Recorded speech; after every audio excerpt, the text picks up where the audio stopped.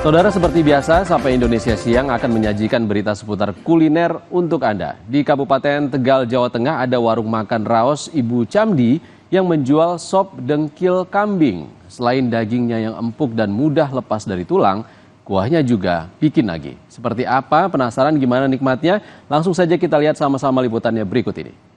Dikunjungi kembali. Rasa sari kuahnya, terus dagingnya juga empuk, ya, mudah untuk kalangan muda ataupun tua bisa menikmati juga.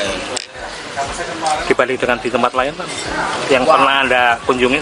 Masih belum ada apa-apanya. Wah, di sini kalau di sini saya sudah langganan lama sekali nih di sini.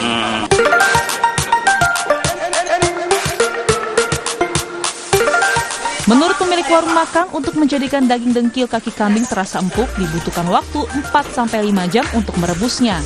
Sedangkan untuk bumbu atau rempah tidak beda jauh dengan cara membuat sop pada umumnya. Nah, bagi Anda yang ingin mencicipi sop dengkil kambing lengkap dengan nasi dan minum, Anda perlu merogoh kocek Rp42.000. Dalam sehari, warung makan ini mampu menjual 50 hingga 100 porsi sop dengkil kambing. Juli Hardianto, Kompas TV Tegal, Jawa Tengah.